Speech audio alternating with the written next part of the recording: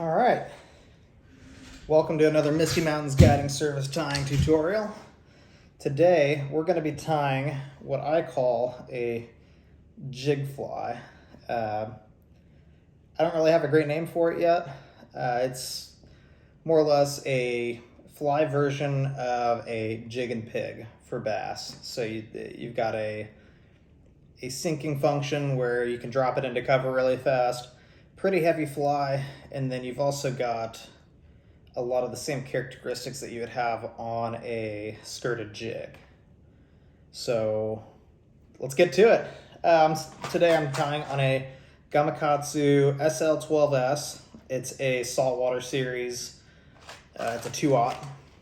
I really like these hooks. They're super sharp. They're short shank, but they're pretty beefy as far as wire is concerned. So let's make sure that's in there good. Okay. GSP 100. I'm a big GSP fan. You can use whatever you want. Make sure it's a strong thread. That's pretty much my only recommendation there. So we'll start our thread at the eye and work our way back. If you got a little bit of a tag in, you can either cut it off, or if you've ever used GSP before, you'll know that it's a lot easier just to kind of wrap it back into the hook shank. So we've got our thread base down. I couldn't tell you what size eyes these are, and it really doesn't matter for the most part. These are pretty heavy eyes. I would call them size large, or maybe even extra large. Probably extra large. They're just tungsten lead eyes. On this particular fly, we're looking for a jigging action, right? We're not looking for a swimming action. So for jigging action, remember, we always want to put our lead eyes up towards the eye. For more of a swimming action, you may want it back here more. So I'm left-handed, so I'm going to cover up the camera a little bit. But I had a feeling that wasn't as tight as I like it before I started this video. But I thought I'd run with it anyway. Let's cinch it in there nice and tight. Good deal. I don't think that's going anywhere. So we're going to lay our lead eyes pretty much directly behind the eye of the hook. 2, 3, 4, 5 wraps. And then I'm going to let go, and I'm going to come up behind. 1, 2, 3, 4, 5. And we're going to kind of just do some cross wraps, and that's just to give it some extra stability. Get a little bit of thread out. And you're going to have that as you tie these in. If you ever tied in dumbbell eyes before, you know the best way to cinch them down is to cross wrap. And then I like to come underneath and just kind of go around. And what you're wrapping it on is the thread connection between the lead eyes and the hook shank itself. And it kind of just cinches down those thread wraps that you've already done and makes the eyes stay a whole lot better. And since we're using GSP, you can really, I'm not going nice on this thread. I'm really wrenching down on it. And it's not a fail-safe, but it definitely helps with your eyes going places that you don't want them to. When we tie this fly, we're tying it upside down. And we need to remember that, especially whenever we wrap our Zonker strip in, which is going to be next. So fly's got to swim this way. I say swim, but I mean jig. But we're going to tie it like this. Something that you can do. I generally don't do it. Sorry, I've got the hiccups. But what you can do is super glue these eyes down. I don't do it, and it's for no other reason than laziness. If I'm tying flies to sell, I generally do super glue them down. But for guiding purposes, I don't. There's just not really much of a need. Worst case scenario, you're fishing your fly and the eyes get turned around a little bit and you just tweak them back. So I just grabbed some random materials here. I think it's actually going to be color coded pretty well. It's going to be all pretty matchy-matchy. We've got some Zonker strips. These are just regular Zonker strips. They're not cross-cut, Texas cut, or anything like that. Pretty cool, kind of a sagey, olivey kind of coloration there. And since we're going to be tying this strip in. I'm going to pull a little bit of the fur off the end of the hide, and that'll give us a good tie-in point. So remember, we're tying this upside down, right? So what we really want is the rabbit fur to be riding up, right? Like that. So we're gonna tie this in with hair pointed down. I'm just spinning my thread a little bit. That helps with grabbing into your Zonker strip. And do a couple loose wraps, and that's just to grab the material. After I've got a good hold on the material, I can start pulling a little bit tighter. Wrapping towards the back of the hook. And then we'll come back forward and we'll really secure this Zonker strip in. Awesome. Get some scissors. So when we determine how long we want this to be, where we're cutting isn't going to be the end of the fly. The end of the fly is going to be this fur sticking out. So we want to create a gap in the hide and fur where we can make a good cut. I like using my more precise scissors for this. It just cuts it quicker, easier, cleaner. I think it looks good. I'm doing about a hook shank and a half worth of hide, not hair, hide. So right about there would be a hook shank length, and then you've got a half or so. Not a science. I mean, if you want to come in here, you can clip it a little. I'll clip mine a little further up. It doesn't matter. As long as it's not coming way out here, it doesn't hurt anything. So next we're gonna do our puller chenille. And for anybody that's watched my videos before, I do use actual puller chenille, but if I can get away with it, I use this knockoff stuff, and I got it from Hobby Lobby. I know I've mentioned this a million times. I'm pretty sure the brand is Yarn Barn.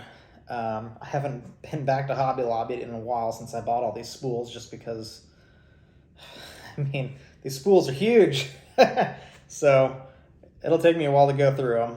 But this is a gold color. I like them. It's not as maybe like pristine, perfect of a material as your puller chenille, but I'll tell you what, for what we're using it for and what you normally use puller chenille for anyway, which is a filler material or a material used to build fake bulk, it works pretty well. So I spun my thread there, and I'm just gonna wrap it down the hook shank, wrapping this material in. And the reason why I tie in nearly the entire length of the hook shank instead of just tying it in back here is I'm trying to build a little bit of bulk, like beefiness on the hook shank itself. It's not anything too important. It's just kind of a thing that I do with this fly. I'm going to throw a couple half edges in up here right behind the eye. That way I can use the rotary function on this vise. And then I'll swing that around. Cool. And you don't need a rotary vise. I tell people all the time, you don't need the rotary vise. But if you're going to get serious about fly tying, if you're going to tie more than like a couple dozen flies a year, you really would benefit from a rotary vise.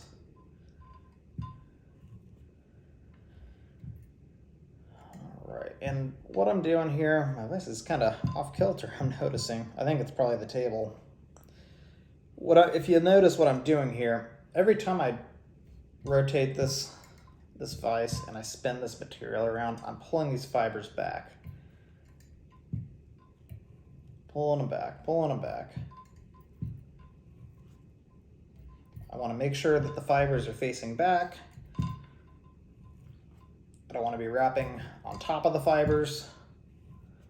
I want this to look relatively clean. taking our time here. This is definitely a quote-unquote guide style fly as far as how much time it takes to tie these. But you still want to take some pride in your work. You still want to do it right. And I go up all the way to behind the eyes. I'll probably do one more wrap there. Oops. Spin the thread a little ways.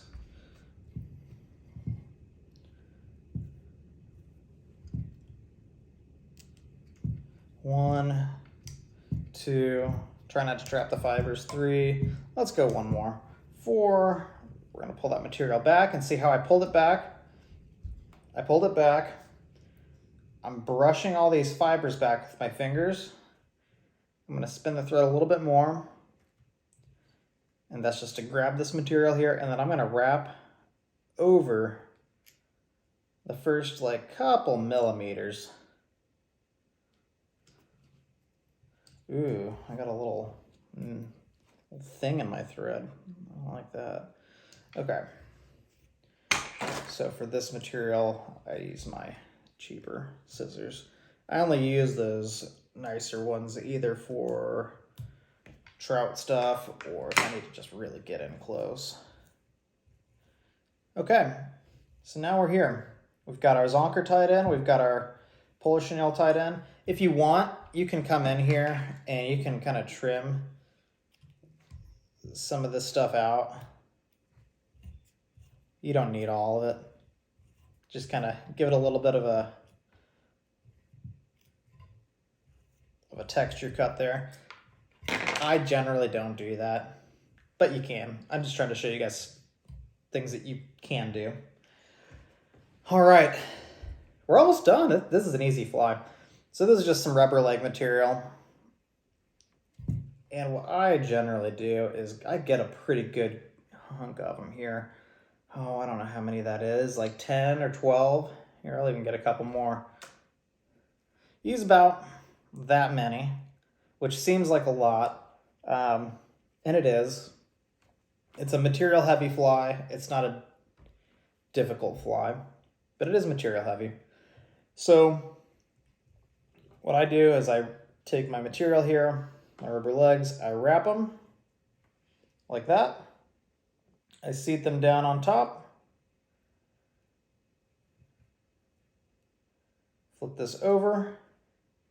And notice that I did not spin my, I feel like I have stuff up my nose.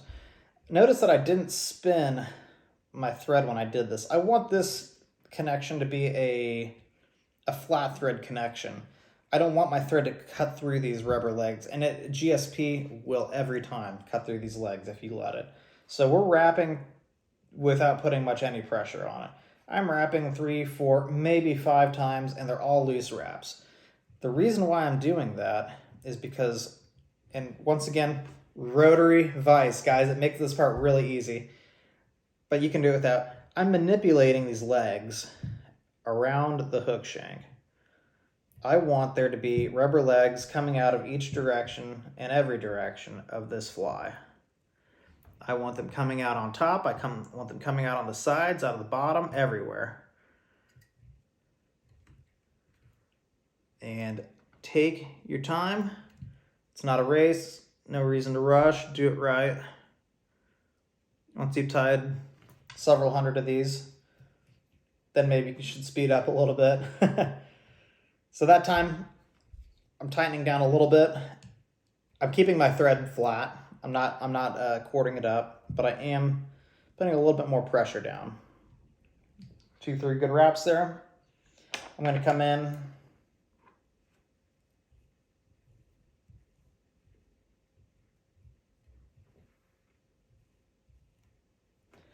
Materials everywhere.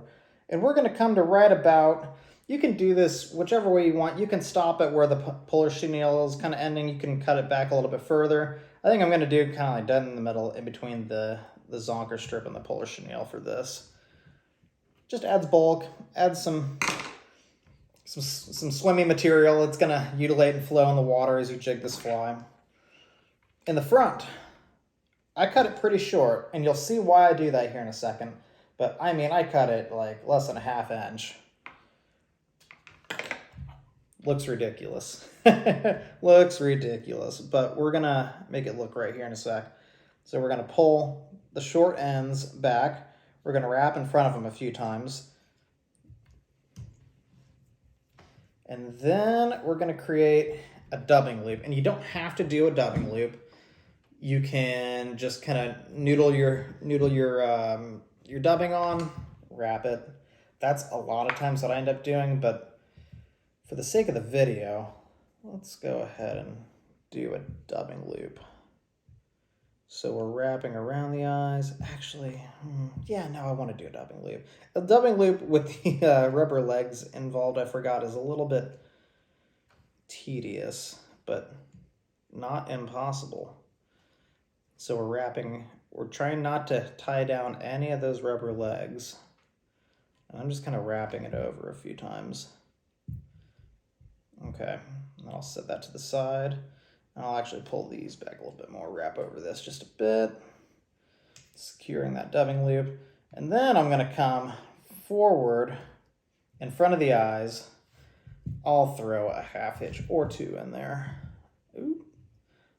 Make sure you don't trap any of these rubber legs. That's the most important part right now. Okay. Hang that there. Most of the time, I use a dubbing loop tool. It kind of just spins around so you can grab your dubbing loop easily and spin it easily. For dubbing, use whatever you want, use whatever you got, it doesn't matter. I am a huge fan of ice dub. So this is a golden brown ice dub, which is gonna, like I said, it's a pretty matchy pattern that we're doing today. But yep, it'll look pretty crawdaddy, all right.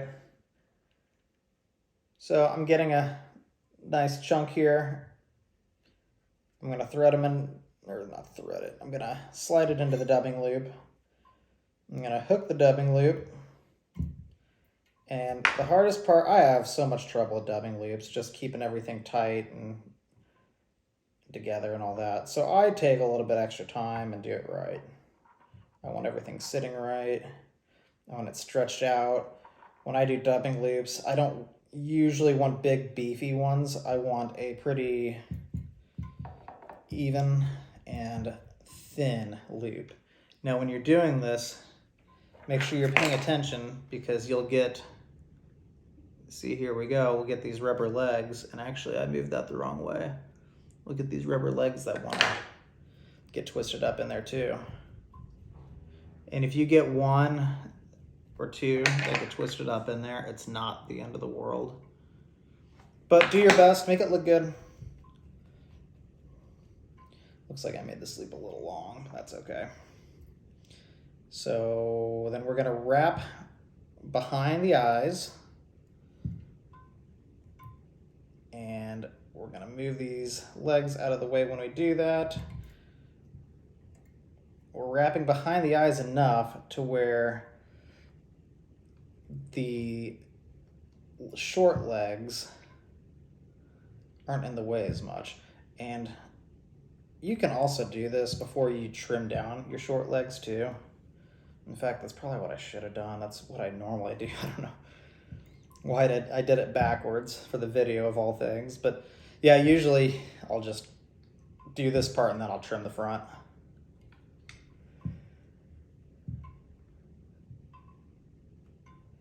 And as you can see, that's pushing those rubber legs back.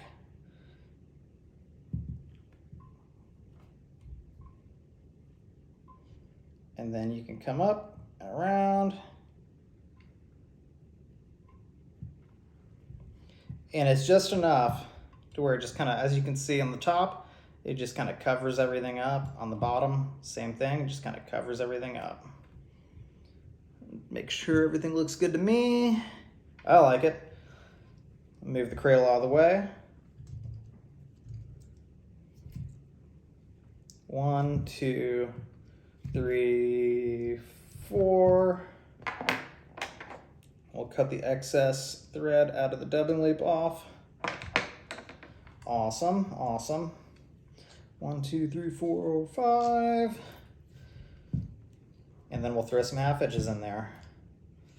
So with the extra heavy eyes, you really want at least a 6 or 7 weight. Earlier this spring, I was putting clients on this fly with a 6 weight. It was a pretty stiff 6 weight. I wouldn't do it with a 6 weight or 5 weight. That's too gummy. But if it's a faster action rod, you can usually get away with it. But ideally, a 7 weight, even an 8 weight, just because the eyes are so heavy. If you do it with smaller eyes, then you can get away with quite a bit of a smaller rod. But that's it. I'm not. I tie so many flies that are variations of a actual pattern, but they're so different than the actual pattern. By the time I start really messing with them, I don't even know if you can really call them. But we'll call it the Jig and Pig fly, just for the sake of easiness. You can mix and match your colors. You can do them in black and purple. You can do them in green and white. You can do them in chartreuse and highlighter pink. I bet they're all going to catch fish. I bump them on the bottom a lot. Drop them into heavier cover, especially if you can do like kind of a Euro nymphing kind of deal where you got a longer rod. Maybe you can stick that rod into some timber and kind of just pop it through a couple times while you're drifting through a spot. Highly successful pattern for me. All my clients have caught fish on, I shouldn't say all, a lot of my clients have caught fish on this pattern this year. Works great. Time up. Let me know how you do. And yeah, if you guys are interested in a trip, please get a hold of me. I'm always booking, even if I'm full.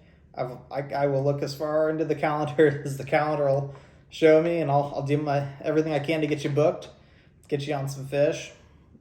I'm Michael with Misty Mountains Guiding Service. Thank you for watching. If you have any questions, feel free to let me know. Thank you, guys.